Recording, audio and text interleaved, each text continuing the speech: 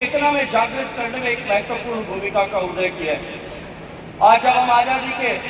75 वर्ष पूरे करने के उपरांत माननीय प्रधानमंत्री जी के मार्गदर्शन में उनके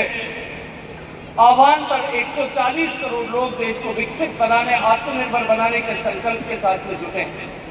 देश के सामने ये एक वैसा ही महत्वपूर्ण अवसर है। माननीय गजेंद्र सिंह शेखावत जी, केंद्रीय आजादी के आंदोलन के संस्कृति मंत्री, और वंदे मातरम पर अपने विचार रखते हुए आजादी के आंदोलन को देश के विभिन्न हिस्सों में, विभिन्न कोनों में अलग अलग तरह से जो आंदोलन चल रहा था उसको एकता के सूत्र में बांधने का काम जिस तरह से वंदे मातरम के माध्यम से हुआ था, ठीक वैसे ही भारत को विकसित भारत बनाने के इस जन आंदोलन का मंत्र भी यदि कोई हो सकता है, जो भारत को हम एकता के सूत्र में बांध करके इस एक भारत श्रेष्ठ भारत को विकसित बनाने के मंत्र के साथ में 140 करोड़ लोगों की ताकत को संदेश कर सकता है। ऐसे मंत्र का स्मरण करने के लिए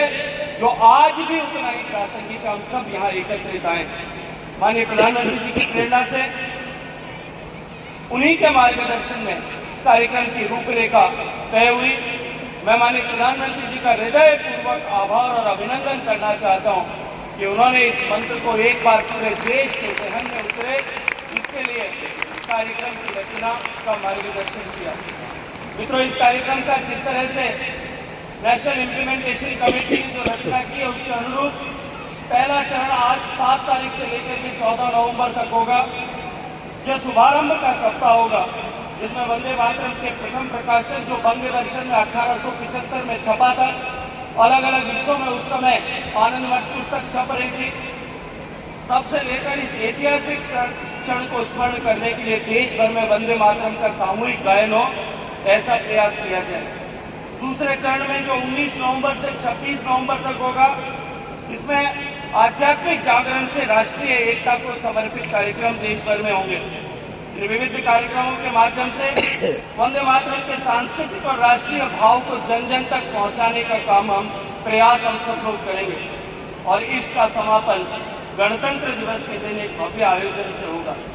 तीसरा चरण 7 से 15 अगस्त तक स्वदेशी से स्वतंत्रता की गाथा को समर्पित रहेगा, जिसमें हम स्वदेशी आंदोलन जो 1905 में प्रारंभ हुआ और स्वतंत्रता दिवस को जोड़ते हुए उस ऐतिहासिक भावना को एक उत्सव के रूप में मनाएं और एक बार फिर हम आत्मनिर्भरता के लक्ष्य को साकार करने के लिए, हासिल करने के लिए स्वदेशी के मंत्र का अधिष्ठान करें। इसके बाद इसको समर्पित होकर के हम वंदे मातरम का उद्घोष करेंगे। और चौथा और अंतिम चरण जो समापन का होगा, जो अगले वर्ष 1 से 7 नवंबर तक, जिसमें सामूहिक गायन, युवा सहभागिता, प्रदर्शनी के माध्यम से वंदे मातरम को एक बार फिर हम सब इसको मंत्र के रूप में अंगीकार करेंगे। मित्रों, इसी के साथ आज सम्मानीय प्रधानमंत्री जी के कर कमलों से एक पोर्टल लॉन्च किया जाए, जिस पोर्टल को वंदे मातरम के उसको समर्पित उस पोर्टल पर हम सब लोग प्रयास करेंगे